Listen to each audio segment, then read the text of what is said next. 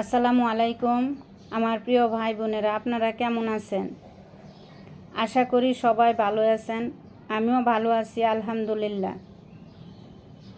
তো আজকে আমি সকালে নাস্তা দিয়ে এই দিনটা শুরু করছি। তো প্রথমে যে আমি নাস্তা করে নিতেছি, আপনার ভাইয়ের জন্য ওস্ট ভিজাই রাখছি আর আমি রুটি খাইতেছি। আমার এই রুটিগুলা গতকালের ছিল, খাওয়া হয় নাই, বেশি বানাই ফেলছে, এই জন্য থাইকা গেছে। এখন আমি খেয়ে ফেলতেছি আর আপনার ভাইরে ওস্ট দিয়ে দিলাম।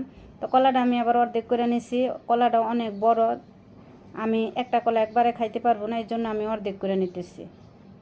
তো এই যে খাওয়া সকালের নাস্তা শেষ করে আমি এখন দুপুরে রান্নার জন্য চলে আসলাম। এই যে আমি কাঁকরোল রান্না করবো, এই জন্য কাঁকরোলটা আমি এইভাবে তেল দিয়ে ভাজা নিতেছি।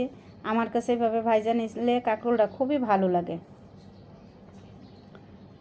তো বরাবরের মতো আজকেও একটা রিকোয়েস্ট আপনাদের কাছে আমার, যে আমার ভিডিওটা যারা দেখতেছেন একটা লাইক দিয়ে দেখা শুরু করেন। আর ভিডিওটা দেখতে দেখতে আমার ভিডিওর কোনো অংশ যদি একটু ভালো লেগে থাকে তাহলে আমার ভিডিওটা সাবস্ক্রাইব করে পাশে থাকা বেল আইকনটা অন করে দিবেন, তাহলে আমি ভিডিও ছাড়া মাত্রই আপনাদের কাছে পৌঁছায় যাবে। তাই যে আপনাদের সাথে কথা বলতে বলতে আমি এদিকে রান্নাও করে নিতেছি। মানুষ কখন ভালো থাকে জানেন?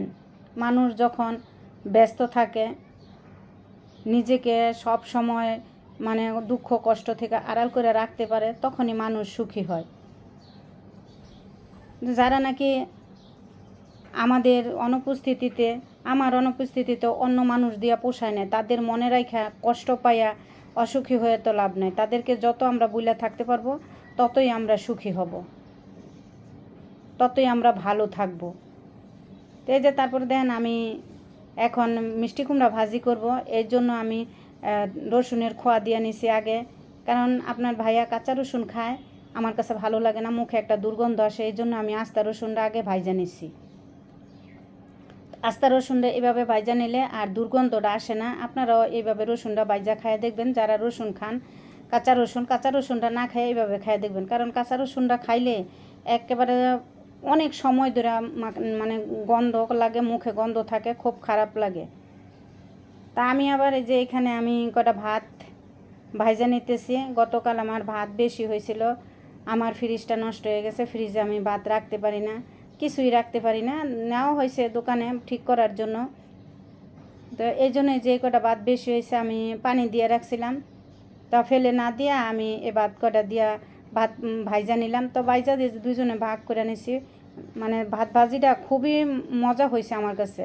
তা আমি যখনই ভাত থাকে পানি দেই তখনই আমি এইভাবে খাই, শুকনা থাকলে আর এইভাবে খাই না। তো এই যে আমি খাইতেছি, রান্নাবান্না শেষ করে নামাজ পড়ে যে খাইতে আইছি। তো আপনারাও সবাই আসেন আমার সাথে খাইতে। তো সবাই ভালো থাকবেন, সুস্থ থাকবেন। আল্লাহ হাফেজ।